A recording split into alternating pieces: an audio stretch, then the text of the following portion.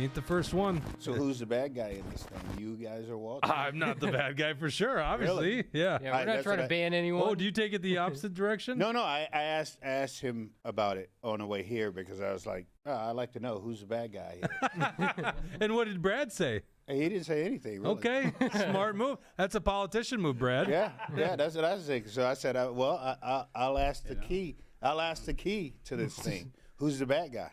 Yep. Just, You gotta.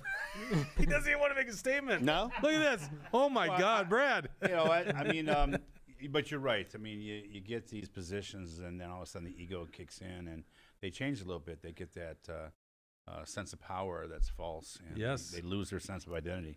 Well, And I know both you guys, and certainly I have my own opinions of Walter, and but you know, I just kind of let you guys battle it out. I'm stay out of it.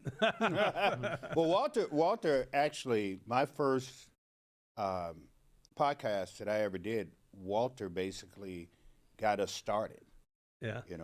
so. That's You know. like I used to do his radio show. He was good in media, but yeah, kind of lost. But now he wants to ban people from the party. Yes. Higher morality. You know. Welcome back to Truth Hurts. We're here with a whole room full of people. This is gonna be a very interesting episode. We got a ton of people either joining us via Zoom in studio. We may or may not eat a aquatic species today. First time. I'm gonna leave it there. So, well, actually, it's in the show, the little bar on the bottom. Senator Nathan Wesenberg has got wild beaver meat.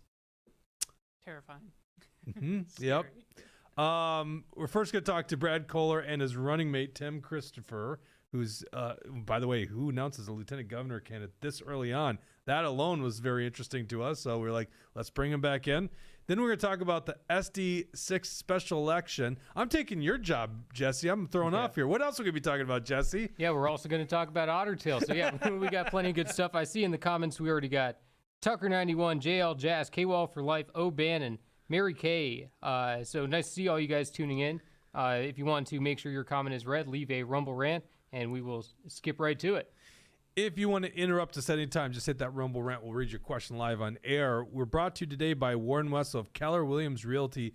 If you're looking to buy a home or sell a home, give my good friend Warren a call at 612-419-7453. And if you're looking to buy a home, give the good guys at John Galt Mortgage a chance at financing that home.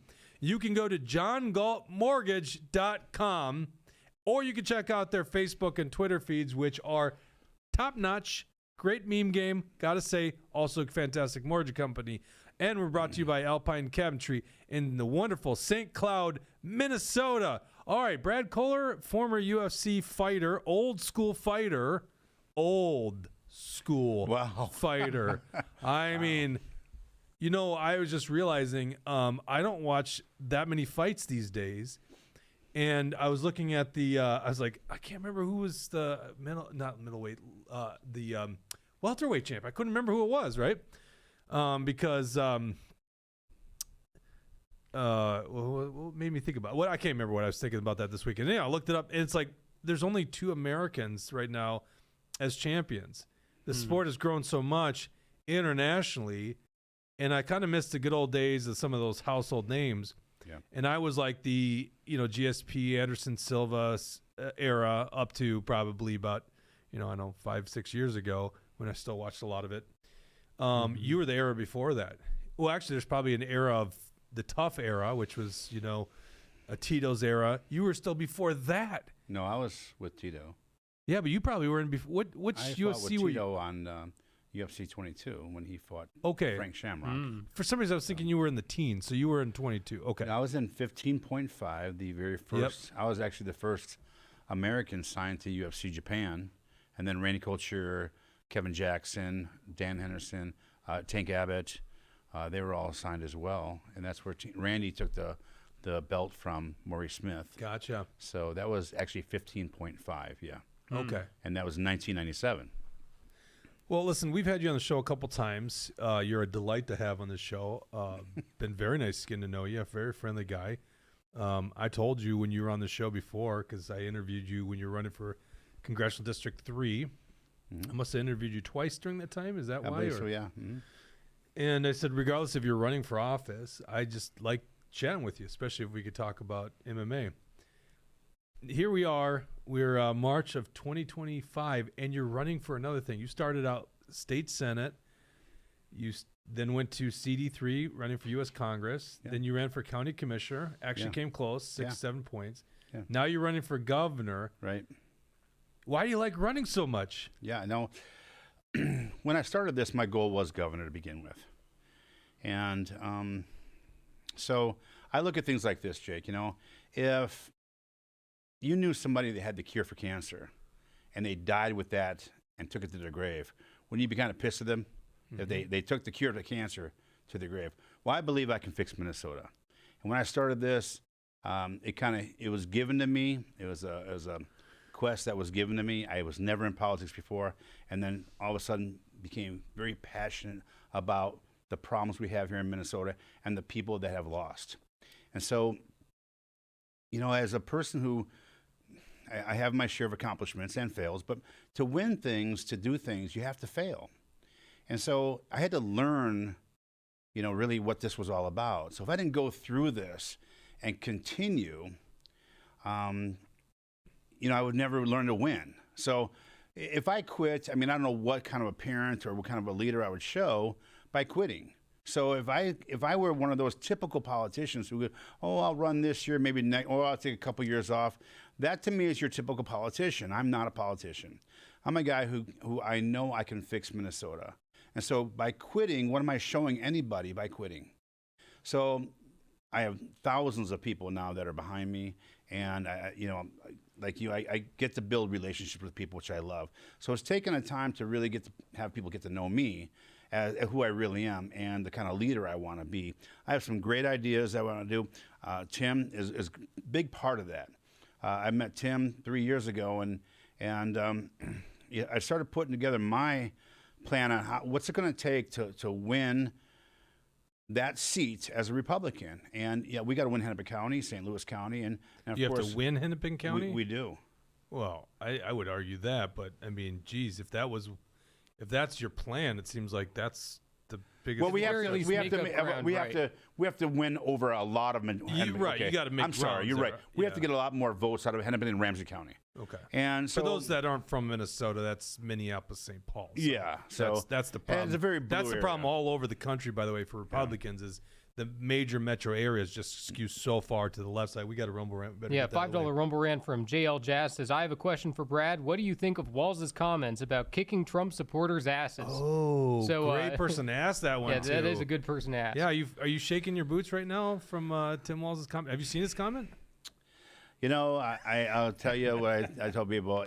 I was a real fighter, and to me, this would be really lowering my standards of who I really am and my character to do something like this, or even think about it. Brad, talking about stop, it. Stop, Brad. This guy's Brad, gonna. you got your campaign manager here. Yeah. Listen up right now. Do you guys want press?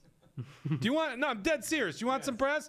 He was a former mixed martial arts fighter.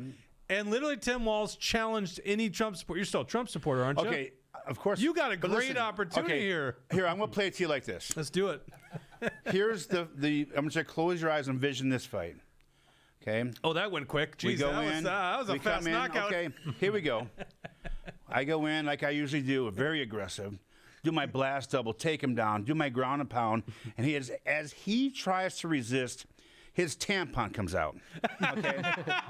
The ref faints, the people are throwing up, and why would I want to do that to people? Well, I'm sorry. It's the old school ground fight. He challenged you. What do you got to do? If he challenged do we me, have his fight? Can you cue that up? It's on YouTube, isn't it? if he Dawson? came to, and actually did a challenge, I would say, okay, let's just do it for all the marbles. Let's get out this November. Let's not wait 17 more months. Well, let's wait for the next November. This November might be a little too early.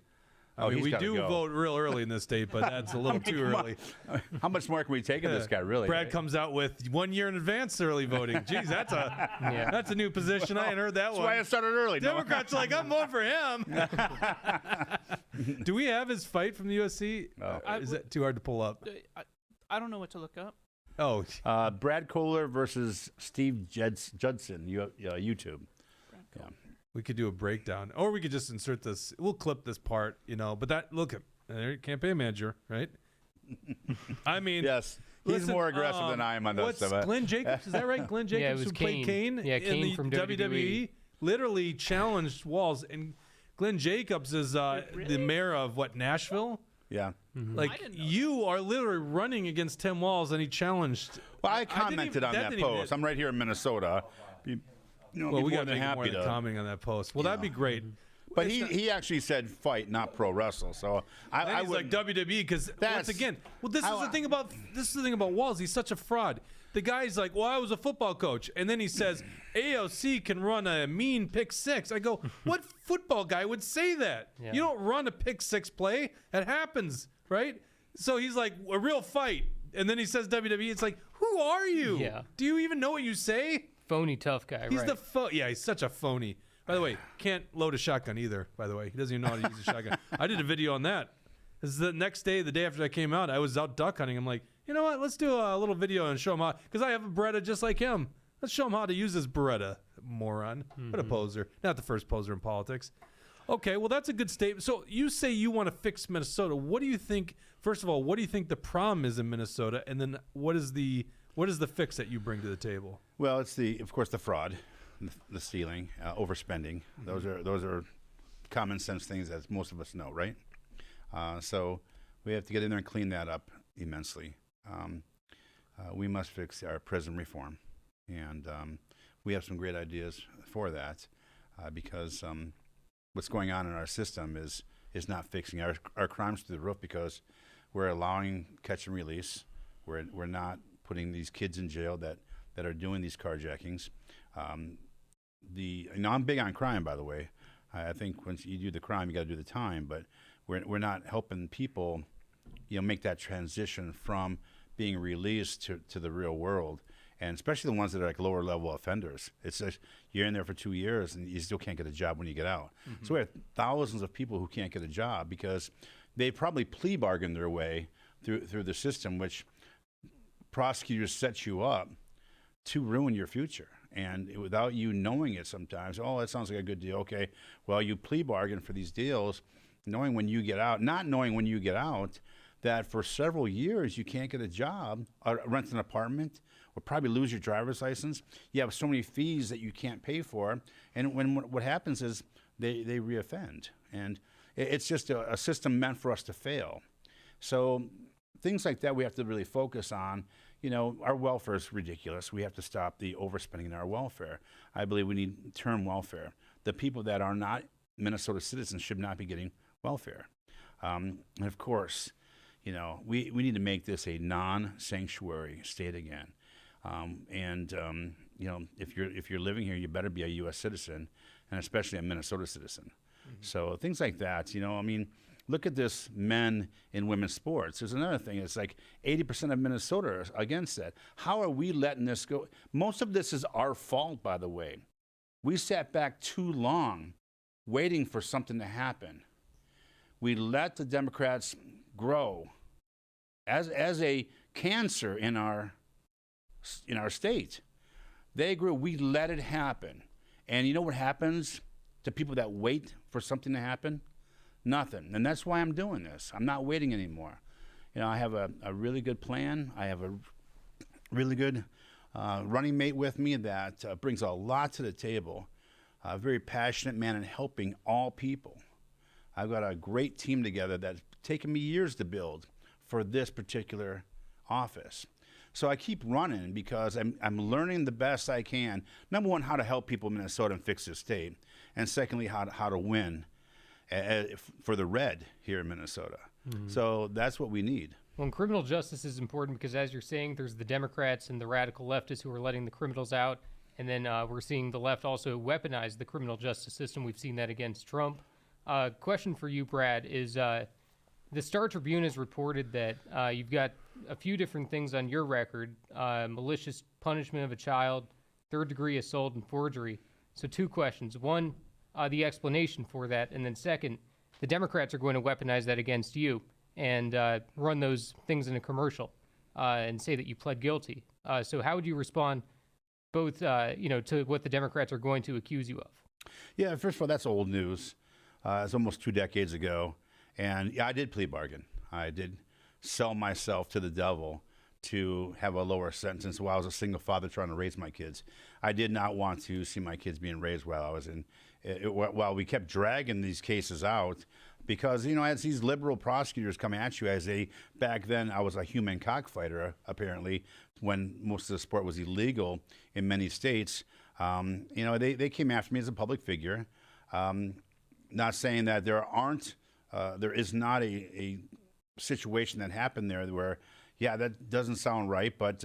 what is the situation? Well, I was attacked and had to defend myself for the assault. I think the one that, and I don't remember the what malicious punishment child? There you go. Yeah, so I had 3 snap fitnesses, and I went down in an ultralight crash and ended up having major surgery, having my stomach and intestines reattached. Ended up hooked on fentanyl. So my roommates' kids were breaking into the neighbor's house. They, the mother spanked them. The ex didn't like it. Filed charges on the mother. When I was questioned about the punishment I gave the kids, which was push-ups, sit-ups, squats, run a mile, something like that for punishment. And when I was questioned, did I make the kids do exercises as a form of punishment, I said, yes, I did. And they arrested me and tried to charge me. Wait a second. You're saying you got prosecuted for making kids do exercise? This is what I'm saying. This is a joke. And I believe that things like this that have happened in my life have made me the person that needs to turn this around, because I've been through the system. And after that, I became homeless. I lost everything. But hold on. I don't feel like, I know things have gotten very loony, but I just can't see it getting to that level. Like push-ups, sit-ups, they wanted to prosecute me for child abuse, but the judge would not allow that. So the malicious punishment of a child would typically be a misdemeanor. But because I had a previous felony, you don't ever get misdemeanors again. You get felonies. So they charged me then with a felony, and then I had to do 30 days. I don't understand. What do you mean you don't get? Once you have just in that same or statute, similar, you're saying? Yeah, once you have a same or similar, but there's they're no saying misdemeanor. It had to be more than just push-ups and sit-ups. It seems like there's got to be You more would think. context. I've never even hit my own kids. Yeah. What's the prosecutor's name? Do you remember? How long? When was some this? Lesbian liberal from Sherburne County. So, from Sherburne County. By the way, Sherburne County also prosecuting a patriotic young teenager. Maybe he's in his 20s for that firearm. Ghost gun, right? Hey guys, ridiculous. the court system's still broken in many ways. If you don't believe me, ask the cops who are in jail. Some of these, like the one that got released and the highway patrolman that he had to fight and Londegren, yeah, things like this did happen. avoid jail, by the way. What's that? He avoided jail, by the way. Yeah, well, They actually dropped that case even before taking it to trial. So, but it is. There's a lot of things that they'll come after you for if they have the power to. They try to use their power to keep their office. but did you plead on that? I did. Okay, but it seems like, why would you plead to something like that if it was just push-ups and sit-ups? I would want to put that in front of a jury. Well, you never think you're going to run for office one day, first and foremost, 20 years later. Regardless of running for office, and anything. I just wanted to get over with. I was, like I said, at the time I was hooked on fentanyl from the plane crash. I was stapled from sternum to navel, and my left leg was almost chopped off by the propeller, and I just was trying to get my life back, and just wanted to get through all this stuff and move forward with my life. Mm-hmm. But, I wrote about it in a book. I have been on many podcasts and talked about it, and it's been in the Star Tribune. And, Brad, that's the thing about it, because I get to see the guy today, right? And, you're not anything different than a lot of other fighters, certainly the industry that you were in. People have hit rock bottom.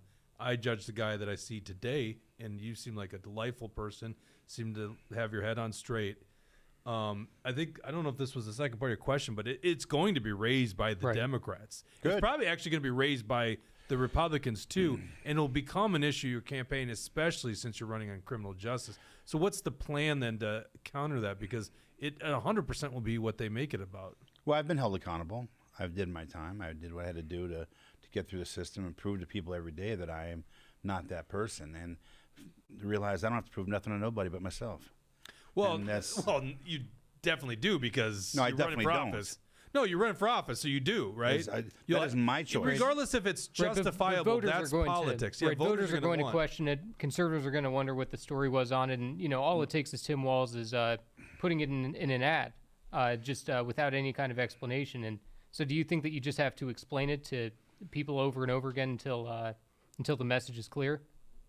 Well, again, that's why I think getting out and reaching people, getting to know people, and who I really am, kind of thing, and that even if we make mistakes in our past, we shouldn't be still, prosecuted for them or punished for them once we've done our time. I tend to agree with you. I'm just saying the reality is that's what they're going to do. Look, you know what? You know that, right? Like, if you're I'm a not telling Trumper, you you know that he went through 34 counts of felonies recently here. And I'm not trying to compare apples and oranges here, but this guy's inspired me more than ever because he used his own money to fight through all those things and all the stuff that came out.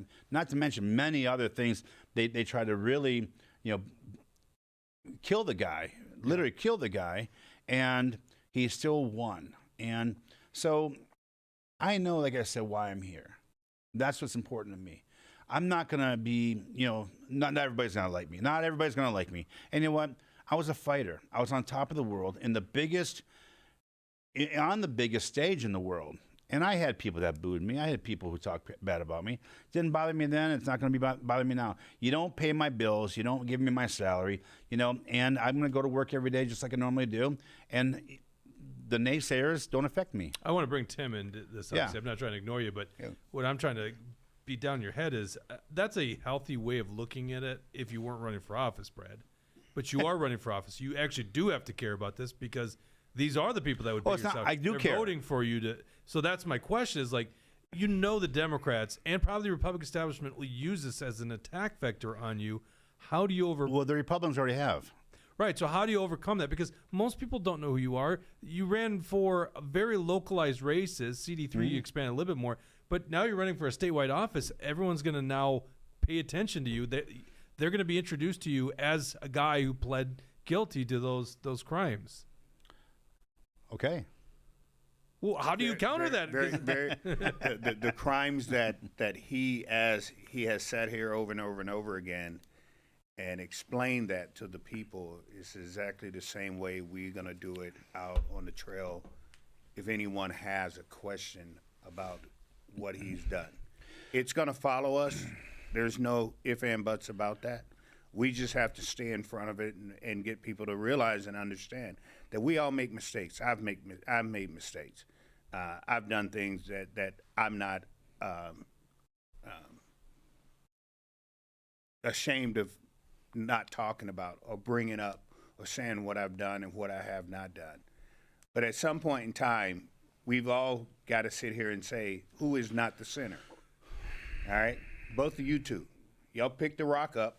First one who has never done anything, you throw it at him. Right. First one to do it, and I'll sit here and say, okay, hit me too because I've done the same thing. I understand. Right, but it's legitimate to ask questions of a candidate, right? Right, exactly, and that's what I was just about to say. Every question that people ask on your board or you two ask of him, I expect him, being someone who's running with him, with the record that he has, to explain it to you and tell you exactly what it is. But I also expect people to sit there and go, okay, thank you very much. I appreciate you being able to answer these here questions for me and answer any other questions. Same thing with me. Rev, what have you done? How do you see this? How do you see that? I'm going to answer it exactly the way that I feel is right. I'm not here to beat around the bush. Yeah. Right? You're not going to get one of those political answers out of me. That's just not going to happen. Yeah, like Brad and Walter. Right. So it sounds like kind that's of not what you're gonna happen. saying then, Tim, and that's good, is that your idea is to approach this in a very forward way. That's and right. Probably utilize social media, which would Yeah. probably be the way to do it. I mean, that's essentially why Trump was so effective. Yeah. We're going to stay in front of it. We're going to stay in front of it. Belittling all the attacks against them. As a guy, political operative, I've never seen someone so disciplined at such a high level than Trump. When every time, whether it was the booking in Atlanta or the Mar-a-Lago raid or the showing up to New York court, every single time, camera, Trump. This is a political witch hunt. They're coming after me, but they're really coming. Every time I'm like, yeah, because he's getting the media and he's addressing it head on, and it's a good message that resonates with the people. All right, so Tim, tell me a little bit about yourself. You go by Reverend. I assume you have a church. Like, tell me more about your story and how you got to this point.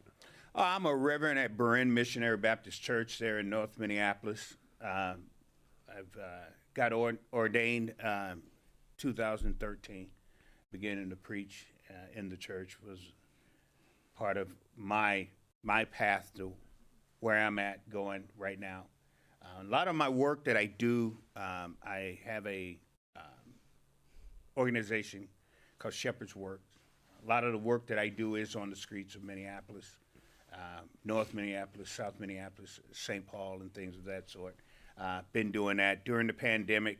I raised a lot of money, raised a lot of food and things of that sort to feed parts of North Minneapolis when the pandemic was going on. Oh, thank God, some charity was actually feeding people during that time, right? Yeah, I had Republicans, as far as Brainerd, bringing food all the way down to the Twin Cities to feed people. And you know that's what it should have been like during the pandemic. Like this is what bugs me the most, I think, during the pandemic is guys like Tim Walz shuts down Minnesota. Yep. Holier than thou. Follow my way. It's my way, the highway. And it's like, isn't this the uniting thing that should have brought us all together? Yep. We help out. That's what Action for Liberty's first email out to our supporters, March 13th, 14th was, reach out to us. We have a massive network of Liberty people. If you need help during this time, reach out to us because we're a community. And it's like, it was probably within a week, and all of a sudden you see these tyrant wannabes all across the country telling you what to do, forcing you in your home, essential, non-essential, shutting down businesses. I'm like, my God, this Shutting isn't down America. churches, right? Forcing kids to get shots to go to school. Well, I mean, that it came by a year and a half later, but yes, I mean, essentially, this was an opportunity to do exactly what you're saying, feeding your neighbors, helping out. Oh, I don't live in Minneapolis. Well, I live in Brainerd. Doesn't matter. You can come out and help out your whether it's friends in Christ or friends in just another Minnesotan. But they did the opposite direction. Sorry, I rant on this all the time because I remember talking about Tim Walz at this time, you know, and I can't stand this guy. But it's like he thinks leadership is just like strong-willed authoritarian. And I'm like, that is not good leadership. Leadership would have been trying to lead the nation or lead the country in a direction where they could rely on each other and help each other. Go ahead, read the Rumble Rant. Yep, let's see here. O'Bannon, $5 Rumberand says, effing Walter, Wednesday Walter will deem him unqualified, not because of this, but because he doesn't think Brad can raise the money to Wednesday's liking. So that's a reference to Walter. Walter's changing opinions the throughout a greatest week. arbiter of what a legit candidate is. So how would you respond if it seems the hypothetical, you can't raise money? To Hobo Hudson? I'm sorry, what? Yeah, they're just making a hypothetical. Yeah. Get past the humor. I think the real question is, some people would think you can't raise money or you won't be a qualified candidate because you can't raise money. So how would you tackle that question? Well, we're going to raise money. We already started. So we have a lot of big donors behind us, and when the time comes, we'll have the money. So. And do you guys have like a projected budget, you know, for the next 2 years for this campaign? We do, yeah. Can you share? No. Yes, I will. I'm just kidding. I'm messing with you, Jake. I thought you were serious. I was like, okay. We need between $3 and $5 million. Yeah. Okay. Yeah. And that seems about right, you know, because, you know, people talk about these are tens of I got to millions play it of back, dollars. Jake. Come on, you know. Well, you know. All right. So, you know, it's not. So Walter going to deem me unqualified? It's a. You probably don't watch the show enough to understand it. Or is that a joke? Well, I don't think Walter himself said that. It's a joke. Walter hasn't said that. It's a joke because of. I don't think Walter. Okay. Right. It's a joke because of at the CD6 convention, Walter Hudson was becoming the arbiter of who was allowed to speak and not, if anyone was going to be allowed to run against Tom Emmer. So, yeah, this person's obviously just joking in that.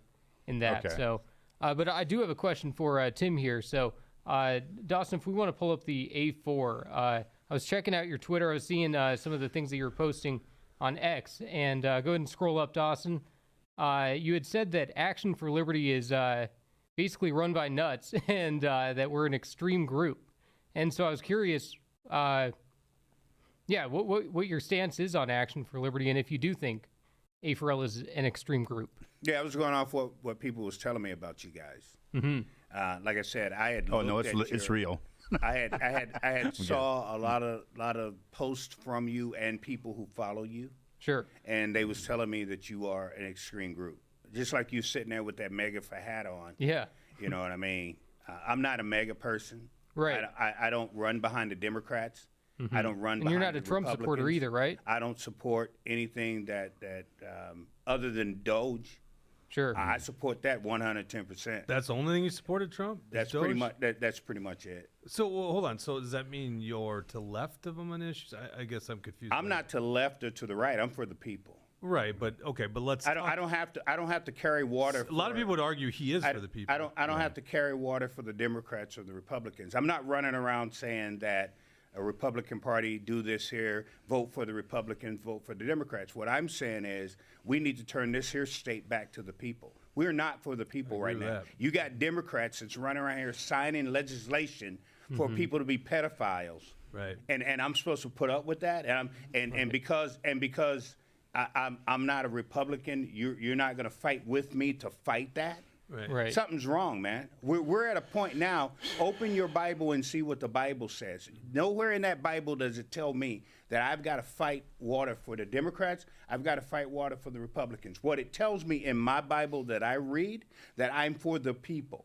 So if you and you are going to hang out, I don't care if you do have a mega hat on. It doesn't matter to me. But if you and I, we can Well, get I mean, together. the if majority you- of Republicans are MAGA. Yeah, if you and I, we can get together and we can work to make sure that this state, you got a kid? No. You got a kid? He is a kid.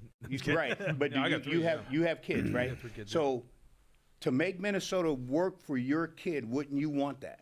And if 100%. somebody wants to work with you to do that, would you not work with them? Oh, 100%. I That's will the work point. with anyone that's working exactly towards what- liberty. Exactly what you're Right. talking about. Exactly But what that you're sounds, talking but about. that sounds a lot like Action for Liberty. So why would you have that position on it? Just because someone said that? I Yeah, mean, no, I You was just going tweet out even though you don't know yourself? I don't know. Oh. I didn't know. Okay. And that's why I'm glad like I said, when I Yeah. talked to him, I'm glad I came and talked to you because I have We're not put that out. mean. And we're obviously, Action for Liberty is obviously an anti-establishment, pro-conservative, pro-constitution group that calls out both sides when necessary to stand up for those conservative liberty ideals. I know that part of it was in reference to David Hann.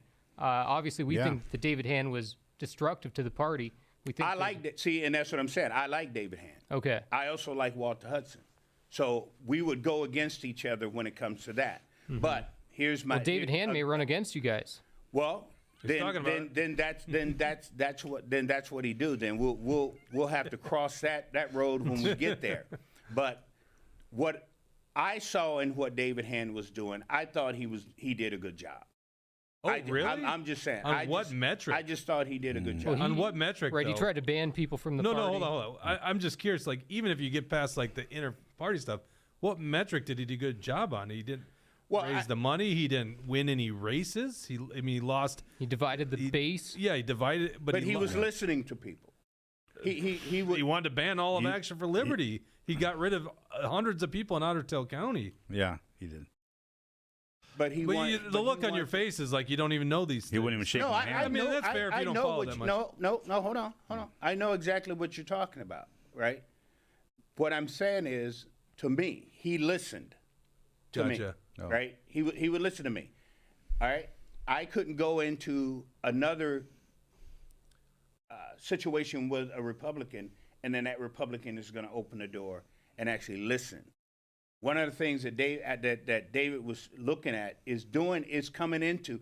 You know how hard it is to get a Republican to come into Hennepin County to sit down and talk? You know what I had to do to get a Jim Schultz to come into Hennepin County to talk to? Here, this man wants to be the top cop in the state of Minnesota, but he wouldn't come in and talk to black people. Yeah. You understand what I'm Yeah, saying? but So we've got to get. You wouldn't talk so- to black people, or you wouldn't come into Hennepin County, because there would be an argument to be made. Dude, listen Well- to me. I had him in my church, Yep. sitting as close to you and I as we are, making that argument to him why he needs to come in and sit down and talk to us. Well, there could have been another argument out there because, Okay. you know, a lot of people think you have to win Hennepin County. You have to make these big grounds. And it's not that that's wrong. It's that I would also argue getting your base out, which is clearly not in Hennepin County, would be the far superior strategy. And that would be a reason why someone might avoid it. Now, the best Yeah, thing. we'll agree to disagree. Well, you know what? Here's what we'll And agree on. here's a The quick- best strategy would to have a ground game all over the state. That's right. And I think you're right about that. Is the Republicans right. got a pitiful ground game That's in right. Hennepin And Ramsey I've County. done everything I possibly could do to get them.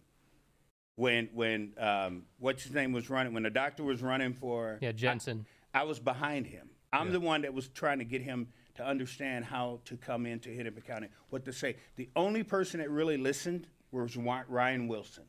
Ryan Wilson came into Shiloh Church, the blackest church in the state of Minnesota, and stood there and went through the fire.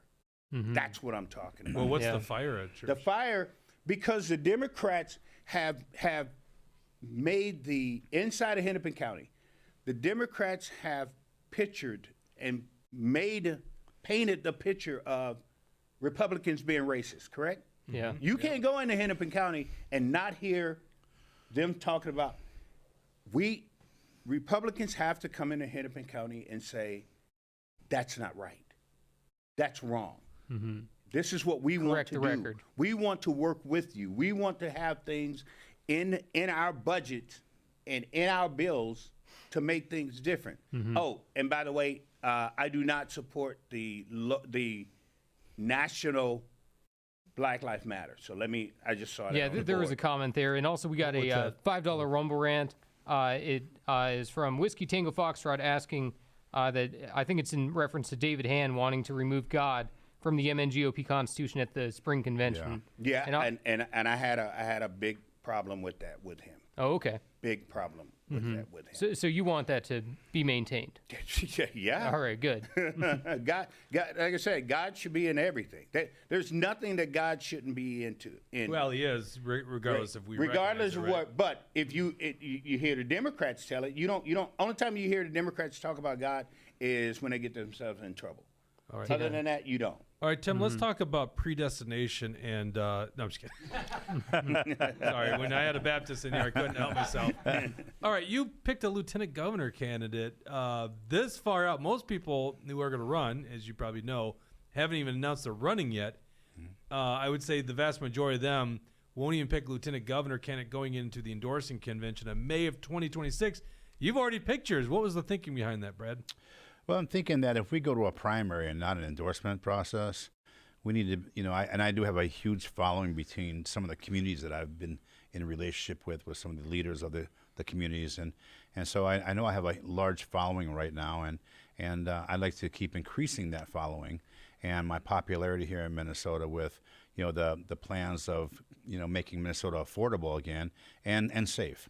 And I think when I met Tim, I love his passion. I love the way he helps people. And regardless of some of the things that, you know, I'm not a David Hand fan because, you know, he wouldn't shake my hand. And he was very rude to me. And here I am running as a loyal GOP candidate. And, you know, it's hard to sit there and still say, you know, like I'm Republican when there's so many problems in both parties. Wouldn't you agree? Oh, I 100% agree with that. So the Republican Party has some problems. So They got a what lot of I'm problems. They have doing no is solutions. That's the problem with the Democrats. You're right. They And have No, no. they don't listen. That's the doing- Democrats have no solution. Republicans have problems. And They folks, have- yeah. when I talk about the definition of insanity, doing the same thing over and over again and expecting a different result, that's what both parties do. And I certainly am not one of those traditional candidates. I brought someone else that was also not traditional. I want the best of both worlds, that we can actually have good conversations and debates about how to fix this state. And there's a lot of problems that we have that I need someone who's going to have a backbone and you know, and instead of you know what's to stand up for what they believe in and what their rights and the rights of the people. And that's what I picked him. As you can see, the man's a very strong man, a very strong, passionate man, and I need that, not some blow smoke up my you know what be on the ticket with me. I want to win and help the people of Minnesota, and that's what this is all about. Absolutely. Yeah, and we've got some. I get into just as much trouble with the left as everybody else do. First, because I'm a reverend. Second, because I'm a black man and I should be, toting the water for the Democratic Party, and because I believe in the Second Amendment. I carry it. And I stomp for the Second Amendment like no other. So at the end of the day, the Democrats, they don't talk to me either. I get on the Democrats just like I get on the Republicans. If you go to my Twitter page, you will see that. I don't pick and choose who I'm going to talk about to get on. Now, like I said before, when I said all the food and everything that the Republican Party did for the black community, you don't hear that because nobody ever talks about that. But the Republican Party, the Republicans who helped me out, who feed the black community, when Governor Walz did not show up, did not give us money or anything of that sort, the Republican Party did that. Like I said, I had food coming out of Buffalo. The mayor of Buffalo put together a charity event that sent in a whole fifth wheeler of food for us, Republican Party. That's what they did for the community, for my community, to help out. So I've got to love the Republicans for that. Sure. There's some things that they don't do right. I don't think so. Yeah. I get on them for that too. So Right. I'm gonna give you praise when you do good, and I'm gonna come after you when you don't. Right. that's even a the healthy Republican thing. Party needs to be held accountable. And I want to hit this Rumble rant real quick. We got Bill Cannon saying, thank you, Reverend Tim, for coming on the show. You are 100% correct that Republicans have avoided Hennepin and Ramsey County for 40 years. I will stand beside you to fight for truth regardless of your party. And then I also see K-Wall for Life asked Brad here, what will your campaign slogan be? Knock out the incumbents? I think that's pretty good for you. I'm actually glad. I'm actually glad they put that on because I pretty good. brought something for Jesse today. That, Oh, really? and although the knockout video wasn't on there, I brought something for Jesse see today. this. Not you, Jake. Sorry. But this is a picture of the knockout punch right there. That's awesome. And then also, by donating on my website at bradkohler.com, you can get yours personally autographed and sent to you by your address. Hey, nice. Bradkohler.com. Get yours personally autographed. Also got you one of my trading cards, valued at $7 right now, but may go up once I'm governor. And there on we the go. back of that is Animal with the Road Warriors. God rest his soul. He was Oh, one of my yeah. best friends. He passed a couple years ago. And my other trading cards, including Jesse, my rookie card as a Wow. pioneer of the UFC. So That's these awesome. are Why are you giving this to Jesse? It's my show. I'm more of a UFC fan than him. He's that fake wrestling guy. Hey, He hey, got got him. him. Get it. he was No, he's talking fake animal. wrestling. He likes NCAA But too. he was in the room. He just said he was. He He's wrestled. nicer. I wrestled for No, 10 he did years. real right? Wrestled for 10 But he years, so loves- he I'm, loves- I'm fake because I've never No, wrestled. he loves the fake stuff. He I loves like both. WWE. I like it all. I like it all. Jake, man. Jake, I do have called work him on. fake. I was going Hey, to bring you oh, one. no, I'm sorry. You slighted me. That's cold. I am offended That's by cold. Jesse's nicer. that. J Lass says, I'm "Oh, kidding, poor man. Jake feeling left out." Although J Lass gave me or JL Jess gave me a gift last month. Okay. There we go. Not very usable by me, by the way.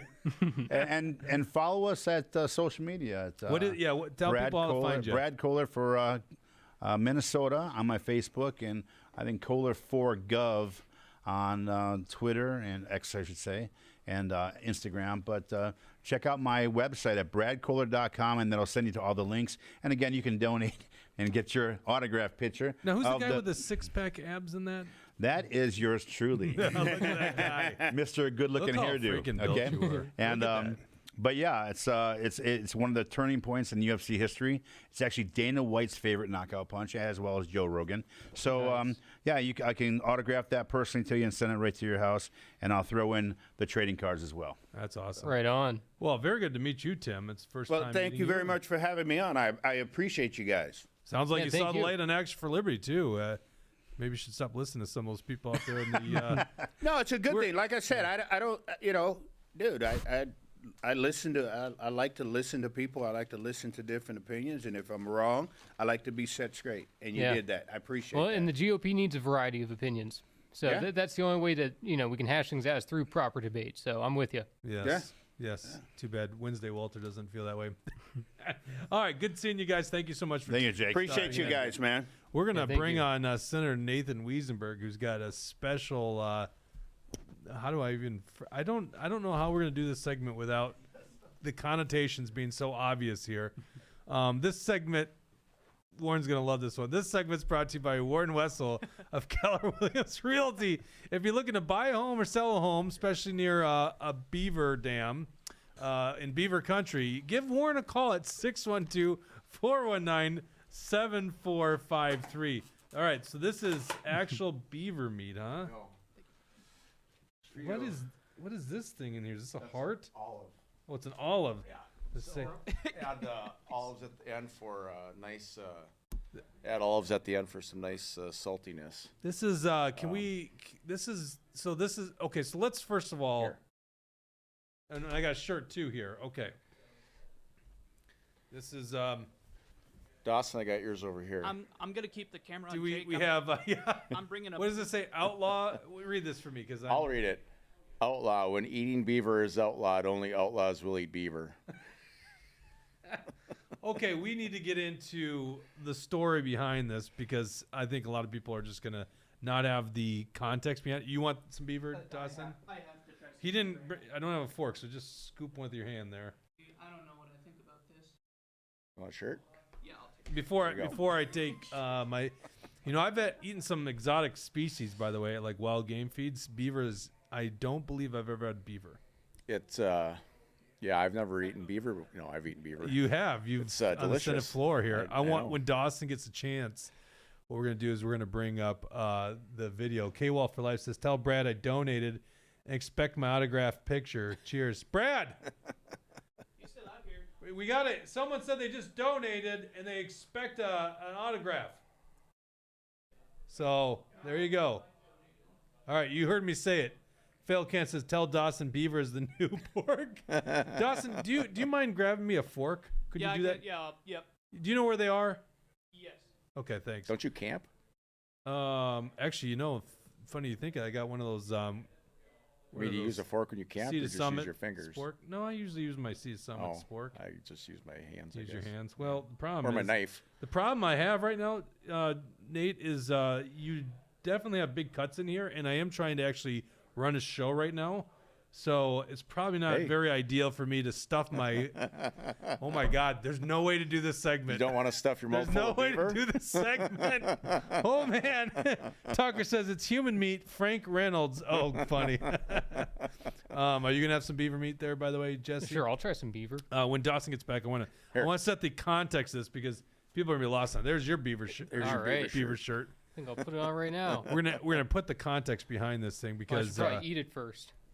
what's that? You should probably eat beaver first before throwing the shirt Well, on yes, here. you can't wear the shirt unless you've tried it. Right. Better Right. than Soylent Green, says K-Wall for Life. Thanks so much, Dawson. I got a fork for you, Jesse. Oh, I thought these were much bigger. They came apart pretty easy. Oh yeah, no, it's very tender. Here. It's very tender. Yeah, no. Okay, there's your beaver meat. All right. Okay, so before I eat my beaver, I want to let. God, it's not. All right. Bill Dixon's. O'Bannon, when is the last time you just saw beaver meat? All right, this show is definitely gonna get us off here. Dawson, pull up the B1. So I want to give you guys the context. Why would we have a state senator swing by here and offer us beaver meat? That's a rarity. That's right. Well, it turns out he made the great Meat Eater website. You haven't been on the show. They should have you on the show. They should. And then they should have you on the trivia. I love Meat Eater. I've been following them ever since Ranella did the Well Within show. I love it. Yep, I Minnesota's new law on eating beaver is a damn shame. Oh man, the puns just never ending here. We can't eat beaver, ? That's just ridiculous, end quote, Minnesota Senator Nathan Wesenberg said during the Senate floor debate on May 17th. This is last year, by the way. It's fine. No one is going to get in trouble for doing it. I don't know why this is in the bill. Well, you're not alone in wondering that, Senator. Minnesota Statute 97B.667, which details the who, what, when, and why of nuisance beaver removal, was recently amended during debate on the 2024 Omnibus Environment and Natural Resources Bill. The statute now includes a sentence that has left us, well, stumped. Quote, human consumption of a retained beaver is prohibited. This means that if a nuisance beaver is trapped, its meat cannot legally be served on the dinner table. The amendment does specify human consumption, so rather than going to waste, it could be turned into treats for Fido. Okay, so they're saying you can't eat as a human, but Fido, your dog, could eat it. Damn. Jeez, this show could go so many ways right now. Did they quote you in here? They didn't quote you in here. I think they may have down again somewhere. Did they? I'm actually. trying to find it because you are literally. Okay, here it is. Yep. No, this is Senator Steve Green. I can tell you that even though I personally don't go out and trap beavers to eat them, I've eaten them and it's pretty good. But you literally on the Senate floor, and I'm sure we played this, say, Yeah. I eat beaver. It's fine. Right. Something like that. Yeah, it's good. I talked about it for a couple minutes and how delicious beaver is and how good it is. So, Yep. Okay, here we go. All right, I'm First gonna go time. for it. all right. And this is- It doesn't smell bad. Oh, it's good. It's got an interesting smell. Well, it's like roast beef. This is like roast beef. Y'all are raw dog and the beaver. I'm having a beaver burger. Ooh, So, there we go. You did not just do that, did you? oh yeah. Did you really put that? Beaver between two buns. The thing that you got was big enough. That's not bad at all. Now, tell me, you and I are both big outdoorsmen. That's not bad. I like it. Weird. By the way, I didn't draw a elk tag for Minnesota, which are like 18, Really? and I gave Wesenberg. What was the point in supporting you if you don't give me an elk tag? There's 18 tags. We're not an elk state. You got one? No, I said I didn't. Oh, you Remember? didn't. I gave you shit. I'm like, what's Oh. the point in supporting you if I don't get Right. an elk tag? I Oh. thought that's what this thing was about. Working on a moose. That's a joke. Yeah, moose. Yeah. We only have like 200 elk in Minnesota, and there's 18 tags, and we have 4,000 moose. I Right. don't know. Did That's you see my the new bill. study that they said? Yeah. 4,000 moose in Minnesota, but we can't possibly hunt them. Right. And by the way, guess how easy it is to hunt moose in Minnesota? Very hard. They are in the worst part of the state in terms of like vehicle access. So, you want to talk about the beaver? Or Yeah. what? First of all, I want to talk about what are we eating on the beaver? Is this like a loin? Is this So there's it's the whole beaver. There's well, actually we fried up some of the back straps, but there are back straps in there, and then the back legs and the front legs, and yeah. So we cut it up in chunks, rolled it in flour, seared it off, put it in a pan, covered it with beef broth, and slow roasted it for a while. And last half hour, you pour in a jar of olives to get some salty brine that makes the flavor pop. That's why the olives are in there, and it's good. interesting? So the seasoning we put in there. So I haven't made it beaver this way before. So I got this from a friend of mine who he uses this recipe, and it always He's goes an expert on beaver quick. eating? He is. So, but yeah, we had people going up for seconds and thirds, and it's good. We got a rumble rant. JL Jazz says, "Will there be some beaver at tonight's dinner?" We have our Extra for Liberty's Founders Club social. Well, you should have told me. I you- got extra. I could have brought more. That will probably be fine. So, did you smell when you came in here? So, Yes, I was smelled. up. Yeah.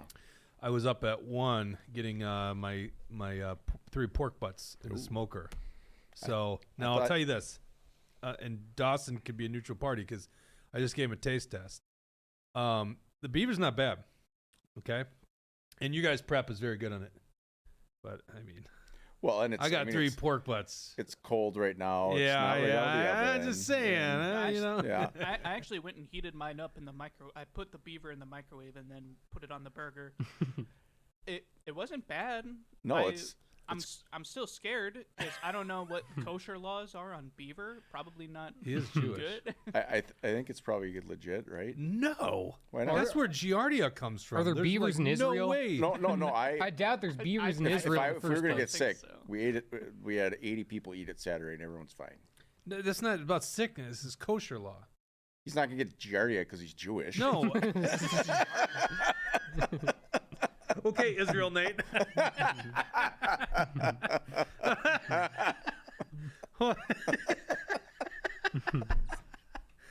No, I'm saying the kosher laws come from pigs are like swine, Oh, I see. are in dirt and filth. Yeah, but they're not. They're in water. They're clean. Yeah, but beavers are like the ones that cause giardia in like the water. We have to drinking eat their water. poop. Yeah, because that's what they're living in their Yeah, environment. but these are cleaned off and they're fine.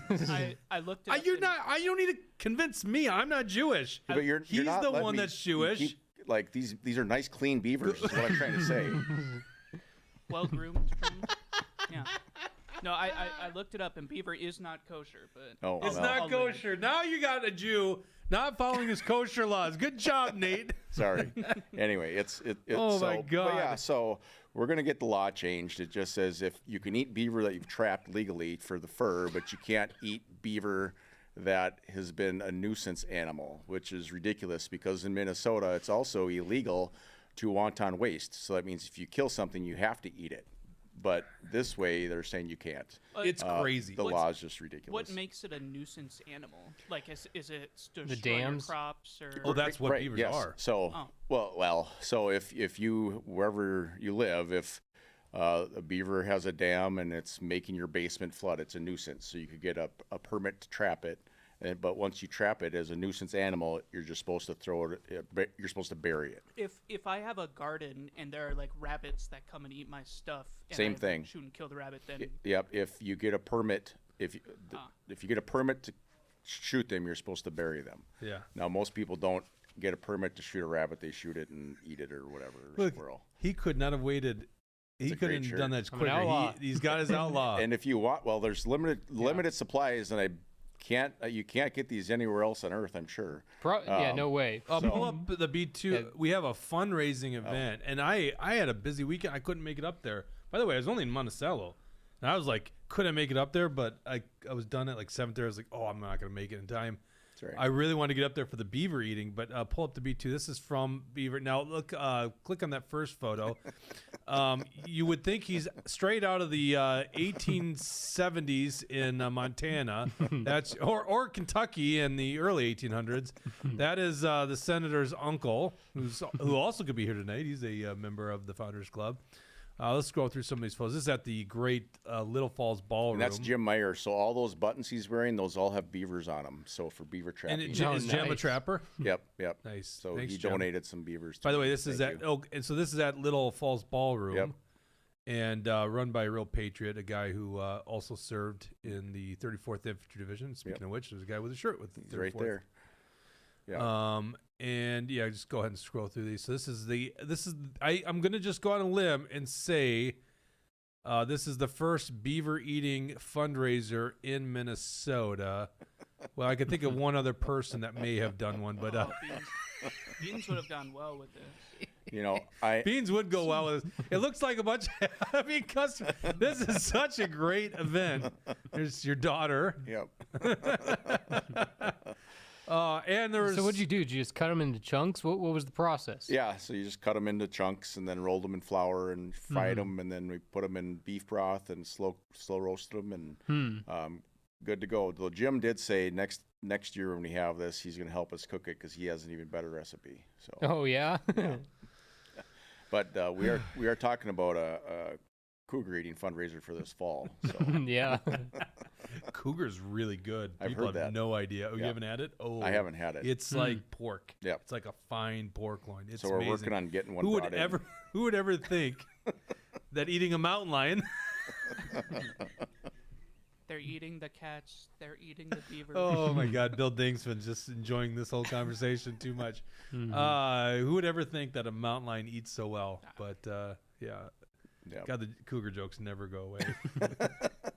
Yeah, it was fun. You know, it was cool. So I didn't see it, but Jenny was working at the door when people were coming in, and if 15 years old and under was $10. So a kid drug his parents here, and his parents were like, "I don't want to donate, but my son really wants to eat beaver." So they said, "How does he do that?" She's like, "It's $10." So he paid his $10. He got to eat his beaver, and they went home. Yeah. Oh man, I'll tell you what. All right. good. Let me know if we got our people on Zoom. We'll have to bump up to Otter Tail County. We'll end the show on the SD6 thing. I told our Otter Tail County people at 2:00. I'm assuming they're not in the Zoom yet. Dawson, And I do have to bring get it up. back. So what time do you have to leave? sooner than later. I can stick around for a little bit. Do you want us to leave this beaver for That's for people you. tonight? Okay. Yeah. So JL Jess, yes, we'll have That's right. They can taste beaver it. meat here. It'll be good. Then you can tell me if the beaver is better than my smoked pork butt. If you do want one of those T-shirts, you can go to my 4 Senate page and order one, and we can ship it or There you go. Nice. give it to you. So You're saying on your website or what? yes, my Nate 4 Senate website. Yeah. Okay. Or web page, Facebook page. Oh, Before okay. you leave, Nice. and I figured we'd bring this up at some point in the show. Are you familiar with the Image GOP attacking Action for Liberty on Fridays? Yeah. Well, the show's not only fun; it's Yeah, we'll I get know. into serious stuff. Well, tell me about your budget proposal too. No, So- you're obviously someone that knows Action for Liberty pretty well. I mean, it's obviously Amherst people that were coming after us using the state exec, but condemning Action for Liberty, and they want to get us out of the party. What are your thoughts on that? Well, I think it's stupid.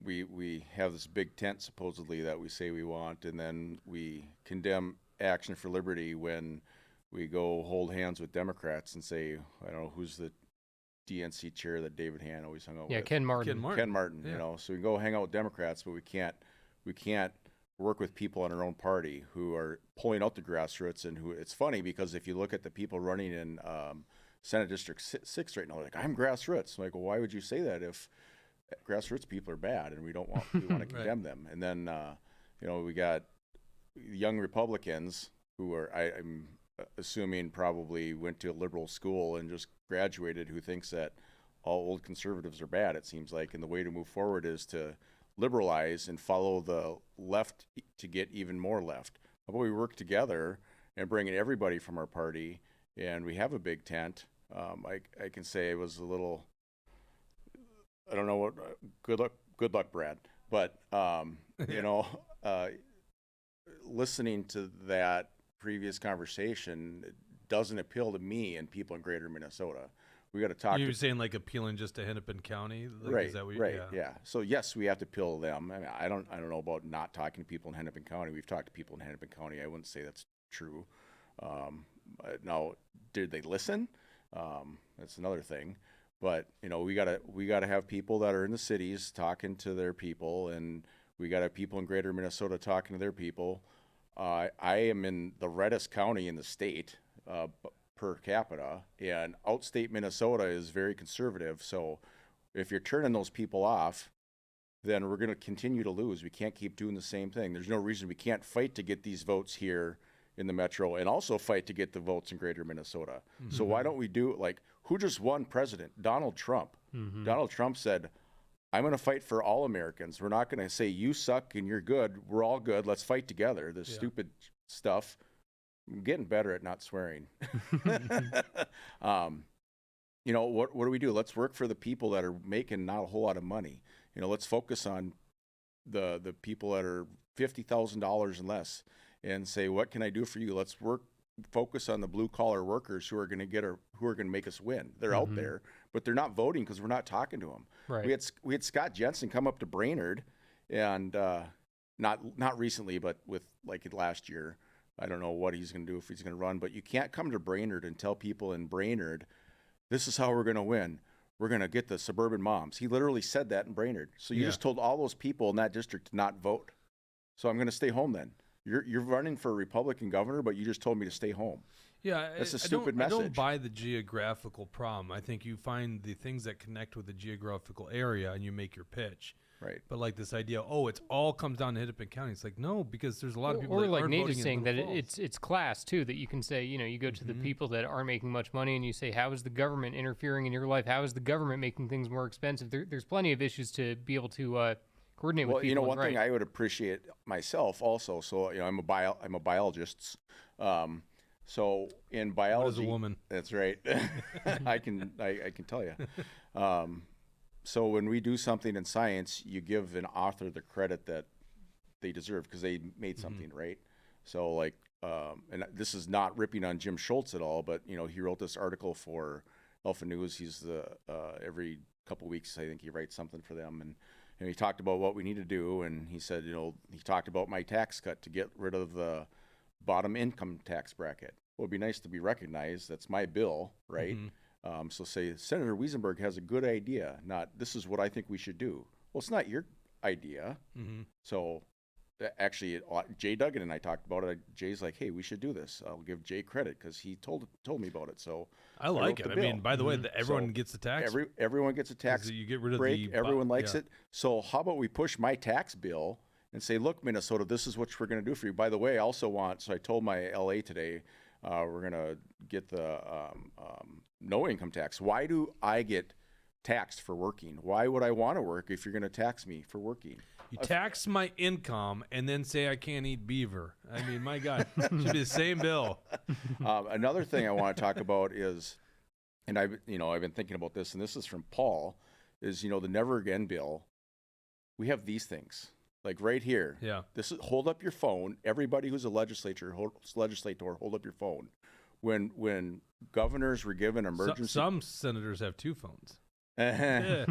Is that too No, soon? I mean, it's not too soon. I'm just not going to talk about that. Yeah, right I now. know. I'm not going to put you on the spot. I mean, so- everyone equally condemned Eichhorn. Right. So Right. So when these laws were written, we didn't have phones, we didn't have direct communication, we didn't have computers. It took a week and a half for a letter to get from the cities to northern Minnesota and get back. So it might take 3 weeks to let the legislators in northern Minnesota say, hey, we have an emergency, you got to get down here. So the governor at that time needed some power to do something, executive power to do something. Well, now in 10 seconds, we'll just even say 10 minutes, we can all be on a phone call.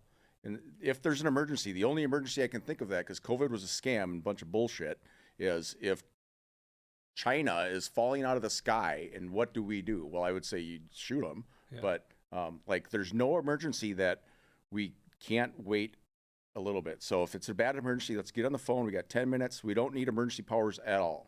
We can all say yes or no, 2/3 vote, and we're done. It and seems even so common sense. So someone's going to bring up, what about an EMP attack? People don't understand that police officers already have a backup. They already have phones for an EMP attack. If that happens, their phones die. We flip a switch, and their other phones are ready to go. So then we get the same phones. We're done. Yeah, but I mean, that's such a stupid logic anyhow. Well, it is. I'm When just saying. EMP attack. Well, then how's the governor communicating with anyone? Right, but I'm just saying. all of a sudden the governor can communicate with everybody in the EMP, but not the legislature. All these excuses Well, are that's what I'm reasons for saying. people to I'm keep the just status quo. debunking their most extreme excuses. Right. Is what I'm doing. Saying all the most extreme excuses are stupid. And no, if there's a flood or a fire, of course people need help, and of course we're going to help them. Right. We're not going to say no, we can't help you. Well, the bill's obviously written for people abusing it Right. during a pandemic, Right. or some event that would be abused. That's clearly like there's a nuclear attack.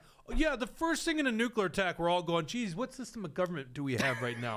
None. What I can't remember. What did the Never Again bill say, or what did Chapter 12 say? It's a nuclear attack. Right. Like, you're trying to survive. It's the dumbest argument ever. Right. And You know that's- what's not a dumb argument? We literally watched a pandemic used to be trampled on rights. That's what needs to be avoided. Right. Correct. And that's But it.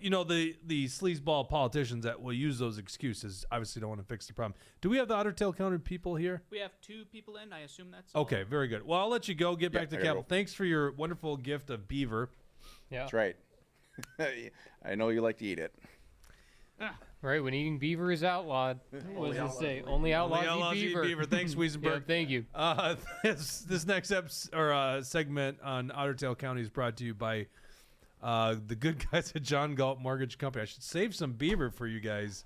You can go to johngaltmortgage.com. Bringing on line here, we've got my friend Tammy from Otter Tail County. So I don't What? see a Tammy. I do see a Rich. We got a Rick. Yep, and an Andy. We got a Rick and an Andy. A Rick or a Rich? Who do we have? I thought I was having Tammy. I guess I've got complete guests here. Who are you? Just kidding. Let's start with Rick. Tell us about who you are. My name's Rich Myron, and I was at the convention on this past Saturday for Otter Tail County. And in the past, I was one of the 33 that was banned in 2024, or for 2023 from going to that convention. And we've been fighting for our rights to get back in as rightful delegates since they canceled basically our 2024 caucus. Gotcha. Okay. You're one of the OGs, as we call them on this show. What they did to you guys back then was pathetic. And you guys have been living with that establishment up in Otter Tail County trying to trample on you guys since then. Then we have Andy on the line too. Andy, Yep. What's that? Andy. Andy? Yes, sir. Oh, hey, Andy. Give us a quick intro to who you are. Hi. Certainly. I've been involved with Republican politics since I was a teenager. It's over 40 years. Been involved in Otter Tail County since 2002, and been involved recently from the outside, having been pushed out like Rich in 2023, told I was not a Republican anymore, told that I could not attend the CD7 convention even as a guest, even though I had been the credentials chair for the previous 5 CD7 conventions. So that's a little background on my involvement here in Otter Tail County. Perfect. Boy, Tammy's a hell of a booker. Yeah. It seems like we got 2 good guests. Really thrown at us last minute here. You know, I think Nathan was telling me, Rich, were you the former chair of Otter Tail County? Andy was. Oh, Andy was. Okay. Andy, you were the former chair. I see. Okay. Gotcha. Okay. Thanks, guys. So, first of all, I want to start with this. We got a great story to tell. Otter Tail County had a convention on Saturday, and from what I've heard, you guys basically got all the grassroots conservatives elected to state central. Do I have that correct, Rich?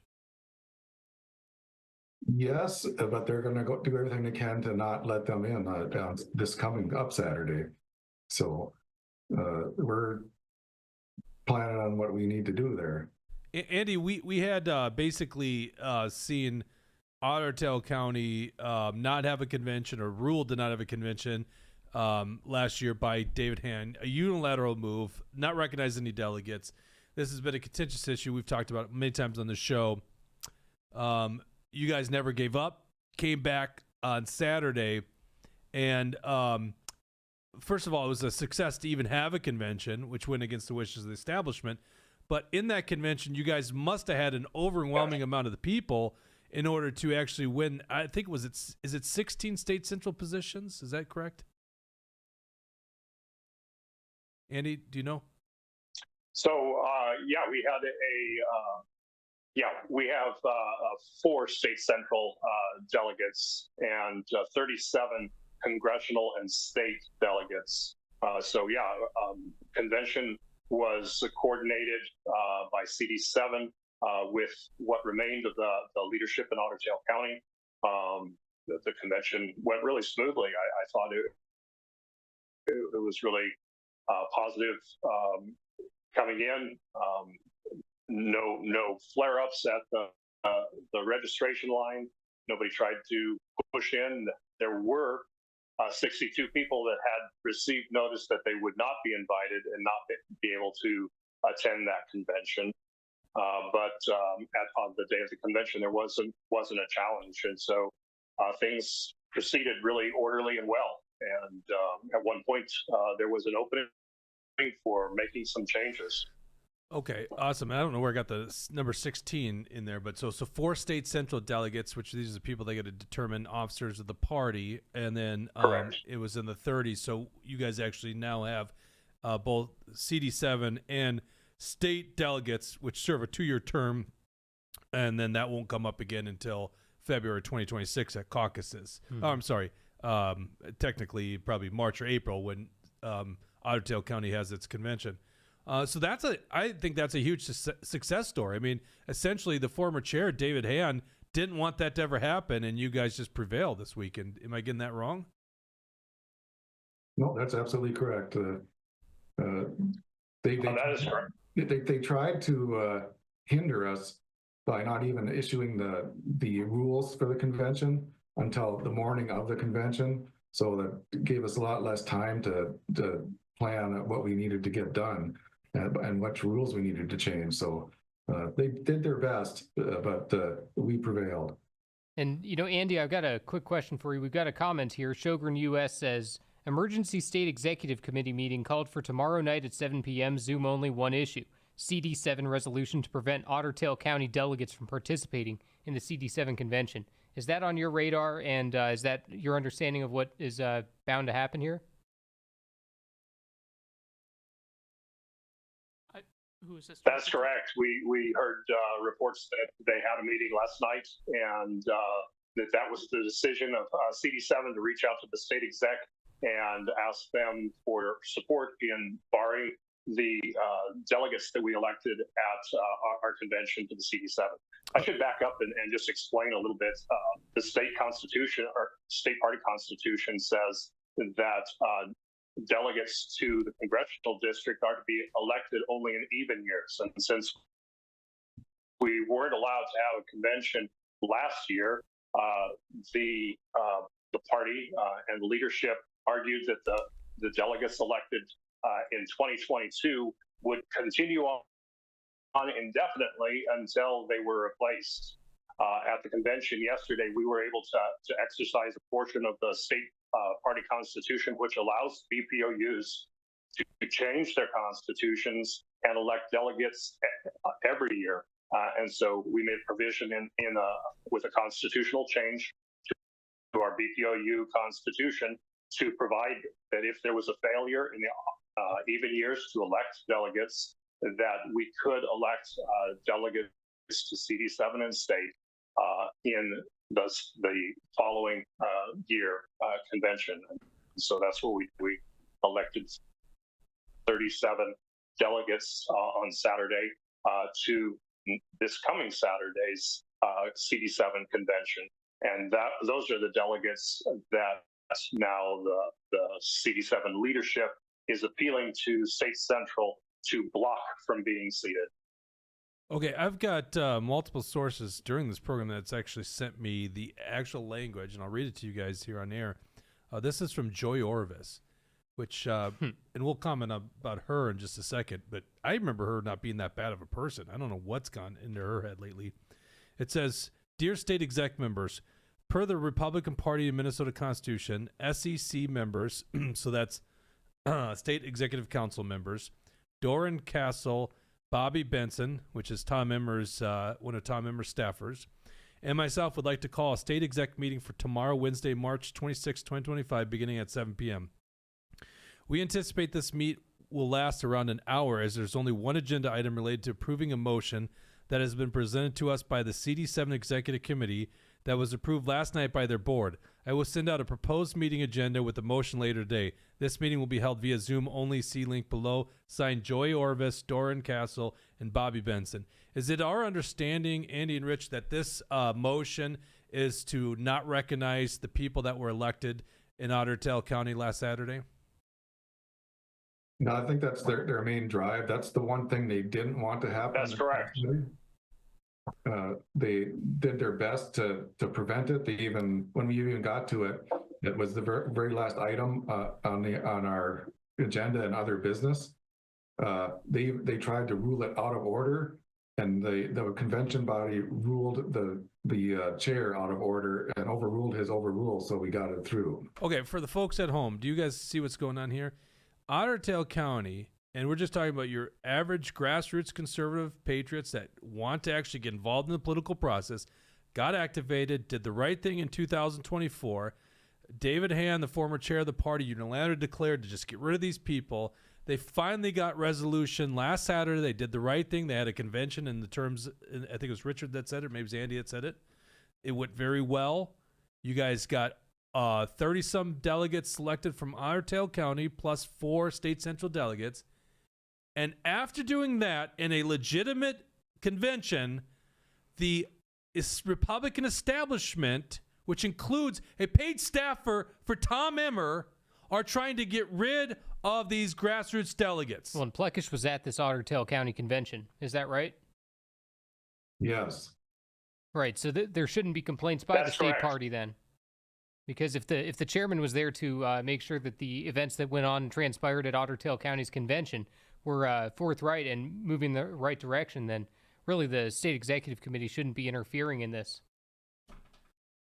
Well, guys, we'll keep on the story. I really appreciate it. Maybe I'll even have you guys on here. You could guess I had planned on having Tammy on here. Now she's our Otter Tail County booker. I love it. I'm gonna have her book people on the show. We are going to stay on the story because you guys are doing the right thing. Can I insert one other thing? Sure. Yes, absolutely. Yeah. It's interesting to note that CD7 sent the resolution or the constitutional amendment that we proposed to allow us to elect delegates to CD7 in the the off year at this convention. They sent that out to a parliamentarian outside of the county, unrelated to Otter Tail County folks for review. And that parliamentarian went through, compared all of the relevant state statute as well as the constitutions. And his analysis was that if the constitutional amendment was able to be passed, and that requires a 2/3 majority at convention, if that was able to be passed at the convention, and if the convention brought up under other business electing delegates to CD7, that would be in order and compliant with the constitution of both the state party as well as the county. CD7 didn't like that and actually accused him of being biased and a number of other things. But it shows that these people in leadership, they don't want to be held accountable. They don't want to be held accountable to their own constitution. Mm-hmm. Yeah, exactly. It's rules for thee, but not for me, right? Yeah. Thank you guys so much for joining us on the show. No, you're welcome, and thanks for having us. Thanks for inviting us. Absolutely, Rich. Thank you, man. Great guest. I was a little shocked on that. We were going blind into that one, and I gotta have him on. I guess it depends on what happens on Wednesday. It might be worth bringing or having a whole show on Otter Tail County. To me, it's like, this is so obvious. It's so obvious, right? It was obvious to Tuesday, Walter, maybe not Wednesday, Walter, but it's like, these are the grassroots people, right? They're the people trying to do the right thing. You can call it MAGA, America First, conservative patriots, whatever you want to call it. They're trying to do the right thing. And it's just a handful of establishment hacks that will twist and turn the rules and use their positions of power to try to get them out of the party. For what? Probably to protect their little fiefdoms, right? Now, here's the deal. This is a massive conflict of interest, because who's running CD7? Who's running CD6? It's paid staffers of the incumbent. Yeah. And I think we brought this up on the show on Thursday. We found out Alex Plekish has already said the Republican Party basically supports Michelle Fischbach in her re-election campaign. It's ridiculous. There's been no endorsing convention. What are you talking about? And on top of that, she couldn't even win the endorsement last time against Steve Boyd. So she's not the endorsed candidate right now. There's no endorsed candidate in CD7. Well, unless they did one post-primary. Maybe they did one post-primary. But it doesn't matter. This is a new election cycle. Right. What are they talking about? So you're just showing, Alex Plekish, your bias. All right? Now, here's something we haven't talked about, but Thursday night, the Republican Party of Minnesota, remember, guys, the Republican Party of Minnesota had a state senator who believed he was soliciting a child or a underage prostitute, a 17-year-old prostitute. Right? That happened Tuesday. Mm-hmm. On Thursday night, 2 days later, the MNGOP sent out an email condemning Action for Liberty. Right. And one of the people behind it, was the legislative assistant for Justin Eichhorn, Joy Orvis. Right. Now, I remember Joy from, 5-6 years ago. I thought she was a lovely person. Thought she was actually friendly to the grassroots. What on earth has gone on with that lady? Like, she's gone crazy. And what did I put it in? Probably the B3, Dawson. I did a little clip of her post. Yeah, B3. Pull this up. This is Joy Orvis. She talks about her email condemning. By the way, also made up some crazy story on Eric Mortensen, President of Action for Liberty. Like, he was trying to intimidate. Is it a surprise these people are willing to lie? Of course not. That's what the whole resolution was. It's insanity. By the way, the resolution said Action for Liberty doxes people. What are you talking about? Right. That's like made up bullshit. Right. From Tom Emmer's people, by the way. If it was real, they wouldn't be so unspecific about it. They would be giving you an example of this is the person they dox. But considering the fact that they don't do that, nobody ever explains it. It's a lie. It's a flat out blatant lie. They better be careful with these lies. All right, watch this. She says, this is MNGOP Secretary Joy Orvis. By the way, legislative assistant to the guy right now in prison or jail, awaiting. Well, I don't know how to put this. Not awaiting a trial, but awaiting whatever the next step is in the game. Awaiting federal prosecution. That's the way we should put it. Awaiting federal prosecution for soliciting an underage prostitute. And she writes, after the week we have had in MNGOP, I no longer have tolerance for weak-minded men who want to intimidate women, especially strong, devoted women in an organization like Tiffany Lesmeister Knott. I don't even know who that is. Of CD7. Liemaster? That's what other people say. Okay, whoever the hell that is. If the male-only leadership of AFRA wanted to pick a fight with the strong Republican women of the MNGOP, I will expel them everywhere, and I call on all my sisters and brothers to do the same and stand firm with me and fervently defend the women in an organization that AFRL clearly only seeks to intimidate, publicly punish, and discredit the work we do. Who is with me? What the hell is she even talking about? What kind of woke feminism is that? What is it? It's ridiculous. Like, when did the feminists, the crazy radical feminists, infiltrate the Republican Party? Like, what do you... First of all, even if we were completely a male-led organization, Action for Liberty, I thought the identity politics was the thing on the left. And by the way, what is a woman?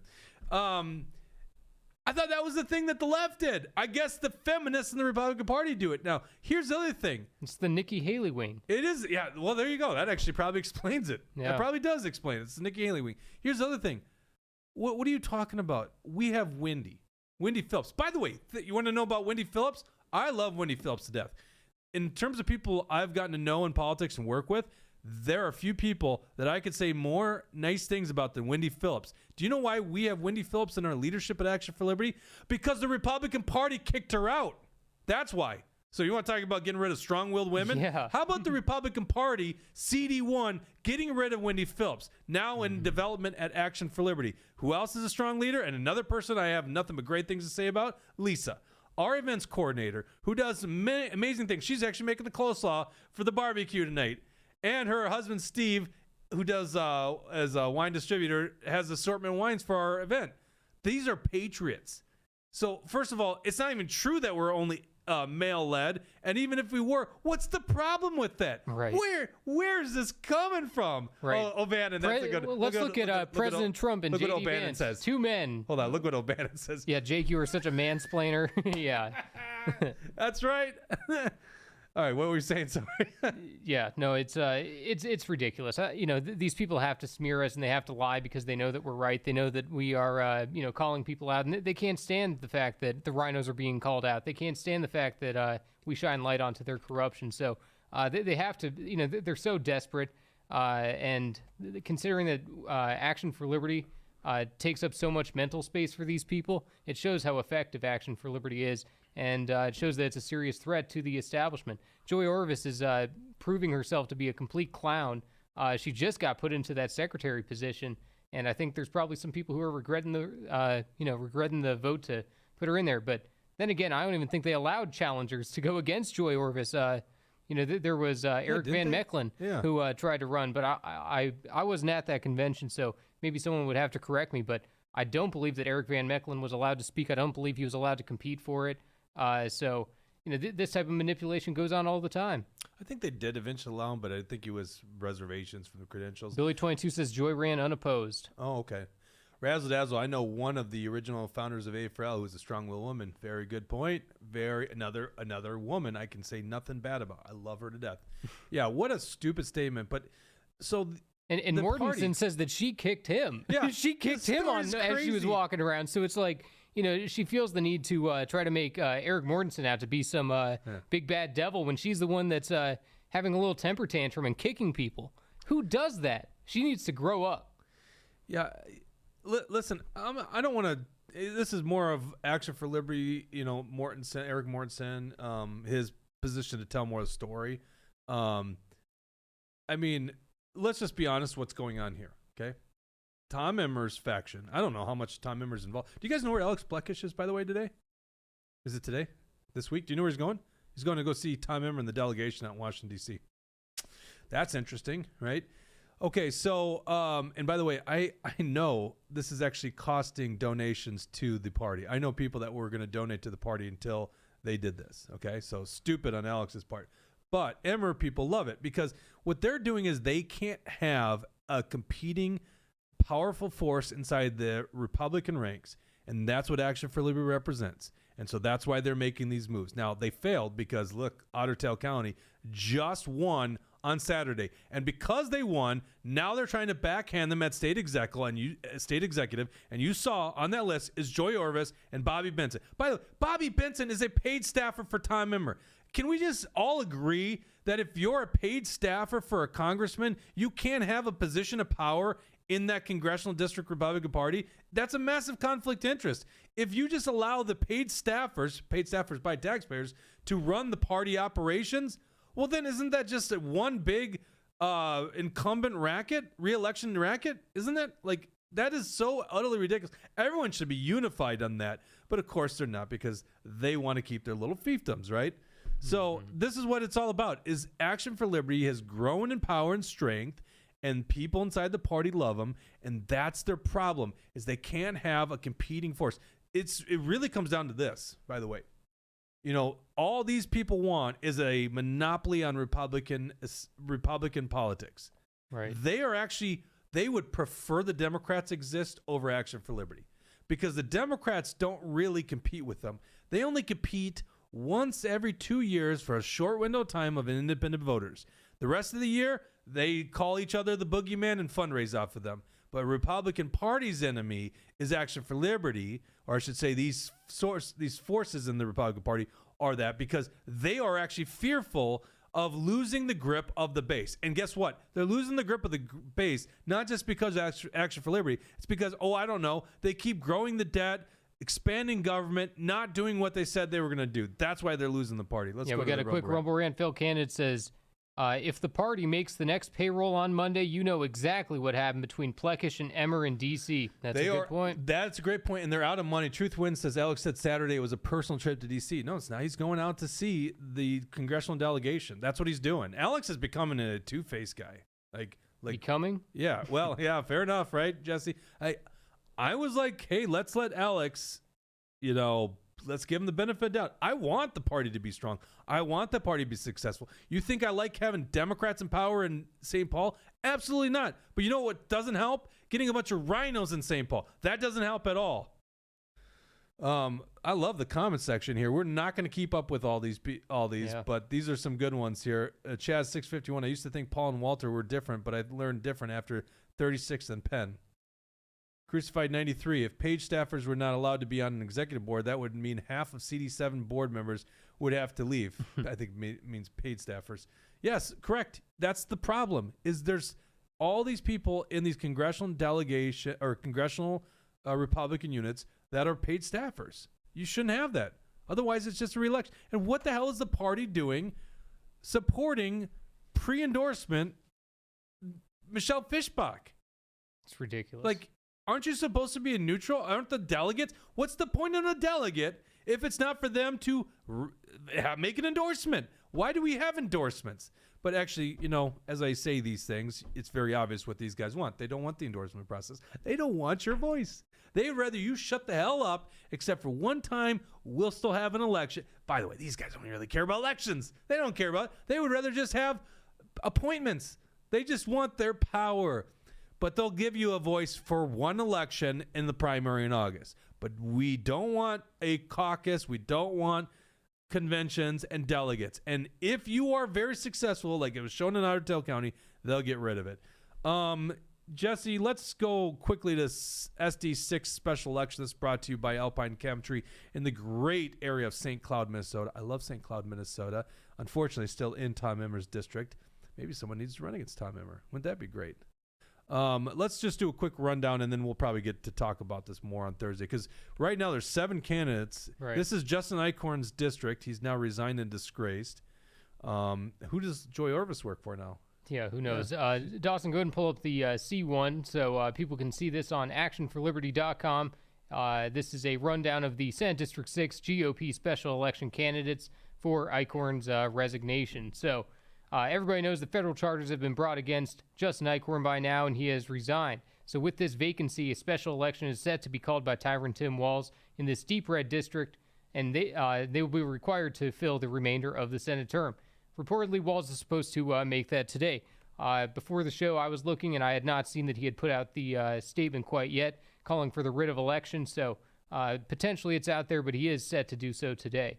The GOP primary will be determinative of who will hold this Senate seat since this district is a Republican stronghold.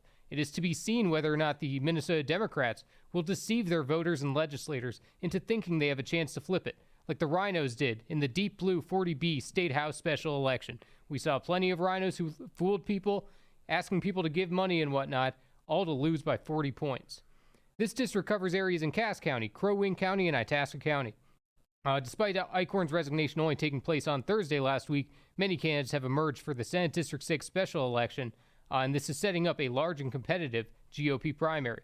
The names for the Republicans so far are Jennifer Carnahan, Steve Katoria, Kerry Heintzman, John Howe, Josh Kozelka, Doug Kern, and Angel Zierden. There is also rumors floating around that Rhino Senator Kerry Rude may also run for this position. There is one Democrat, Emily LeClaire, who is also running for this position here.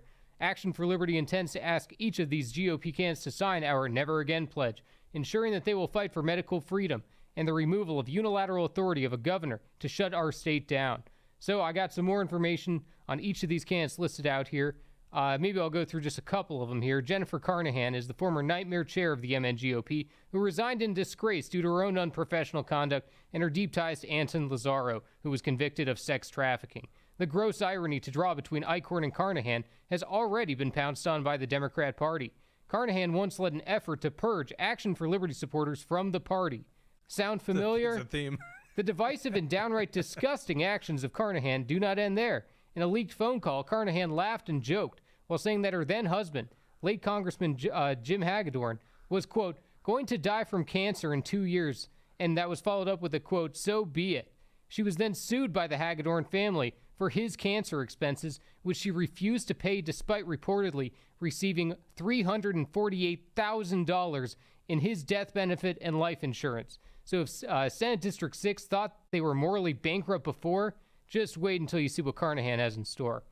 Steve Katoria is an Army veteran, a graduate of the Wharton School of Business, chair of the Board of Advisors for Alarky Defense System, and owns his own business. I looked into his business. Looks like he's a magician. All I've seen from him is that he's run for a recent school board, that he's from Merrifield, and that he says his campaign is about bringing real leadership and common sense solutions to office.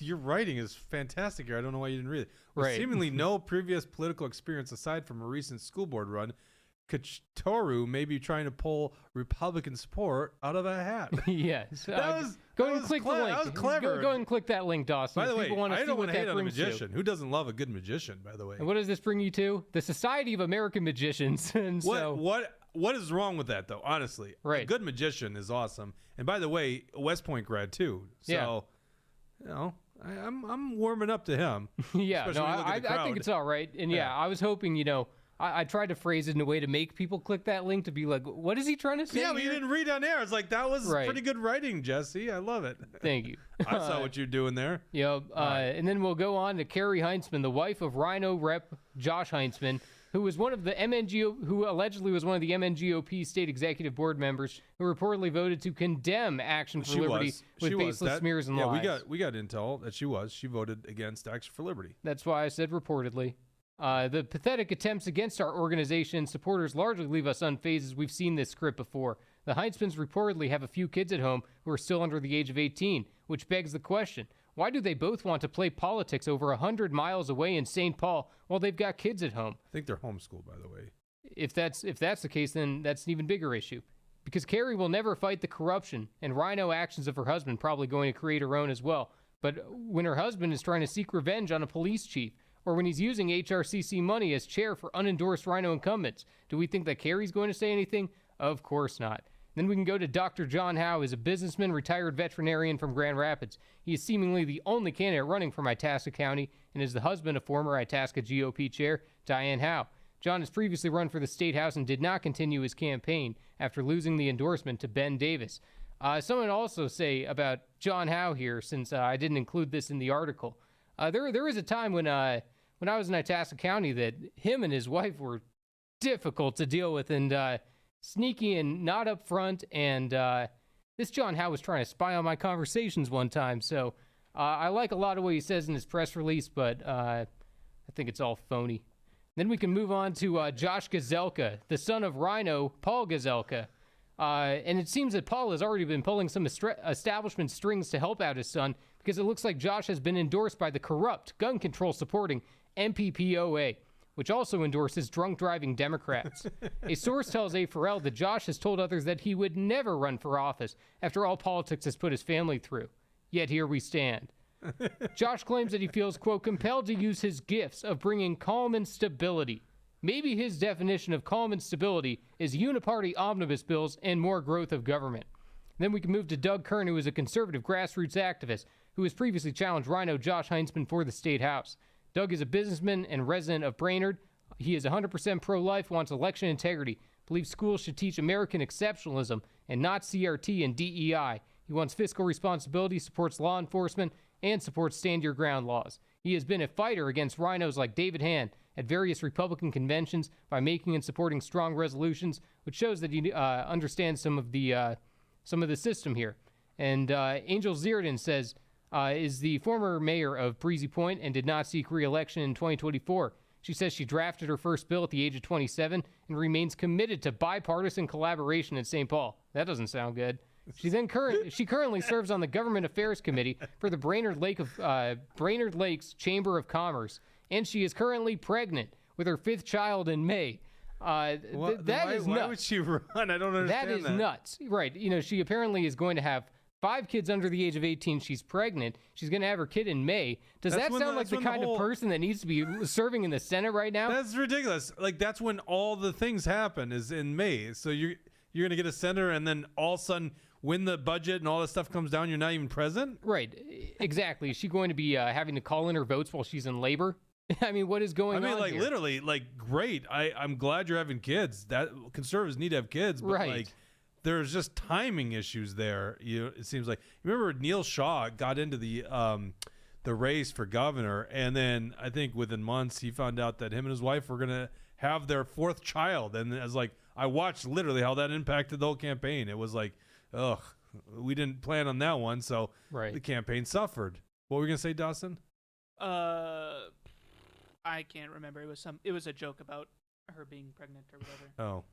But We yeah, should joke about obviously it's it's one of those things that this is a big commitment, and for her to be wanting to travel over 100 miles to St. Paul when she should be mothering her children, I remember that's a problem. She's going for like the high school English teacher strat of get pregnant, have your kid like September, and then get maternal leave through the entire year.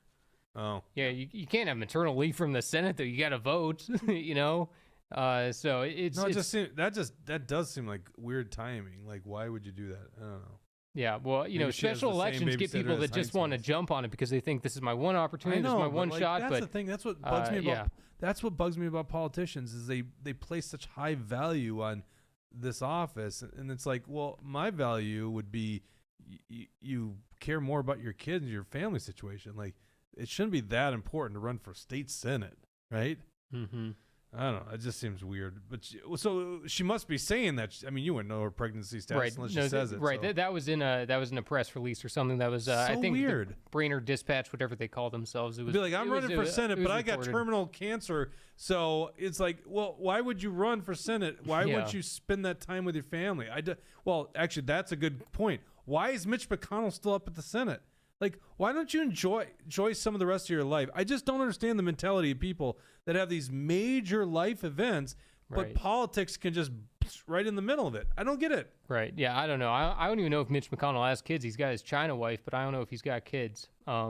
But just to round out this article here, there is a Democrat that's running to Emily LeClaire, who's a radical left big government candidate who was the Democrat nominee against Josh Heinzman in the last election. And like other Democrats in red districts, they mask the real agenda with empty talking points and false appeals to conservative issues. There is no real concern that LeClaire or any other potential Democrat could win the general election, so the GOP primary will be paramount. And, like I said, there's zero chance of this thing flipping, so the Republicans really have nothing to worry about. And so while the GOP no longer has a criminal on their side of the aisle, Democrats still have Nicole Mitchell and refuse to hold her accountable after Mitchell broke into her widowed stepmother's house and seemingly tried to burglarize it. Senate Democrats say the court proceedings must happen first, but the court proceedings have been delayed due to her holding office. Considering that Mitchell was in her stepmother's bedroom and a lot of information is still to be known, the GOP must have a fighter in this moment, and moral clarity is needed, and the residents of SD6 have a major opportunity to correct course and move past the Justin Eichhorn situation.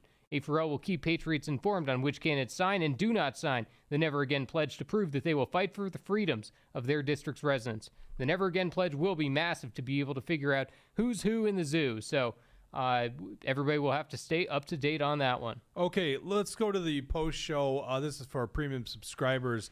If you want to be a premium subscriber, you can go to truthhurtsnews.com and click on support us on the top. Or on the top of Rumble, you can click on join us. You know what? I will also post the link in our thread right now, our live comments. I want to talk about two things in the post show. I want to talk about this signal message that was about the plans in Yemen from SecDef vice president and the CIA director. And you familiar with the story? Yeah.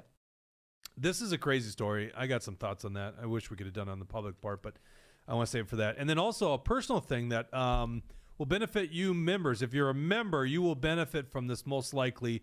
I'm going to cut you guys a deal on something, so I'm going to talk about that in the post show. So I'm going to post it right now. If you would like to join us, if you're going to be a premium subscriber in the post show, where the heck is this? There we go. Click on that. Post in the comments section. You can click on that. You can become a premium subscriber today. Thank you to our great sponsors, Warren Westlow, Keller Williams Realty. If you're looking to buy a home or sell a home, give Warren a call at 612-419-7453. We're also brought to you by John Galt Mortgage. If you're looking to buy a home, give the good guys at John Galt Mortgage a chance at financing that mortgage. Go to johngaltmortgage.com. And we're also brought to you by Alpine Cabinetry in the great city of St. Cloud, Minnesota. Thank you to our Rumble Rants failed candidate. Oh, why does it not go up all the way? Oh, now we're going to have to do it by memory. Whiskey Tingle Foxtrot. K-Wall. Let me see here. Let's see here. JL Jazz. There we go. JL Jazz. K-Wall for life. Failed candidate. Whiskey Tango Foxtrot. O'Bannon. Thank you, O'Bannon. I think another one from JL Jazz. Yep. Perfect. Thank you guys for tuning in. If you're a premium subscriber, stick around for locals. You're going to like this. And for everyone else, we'll see you back on Thursday. Take care.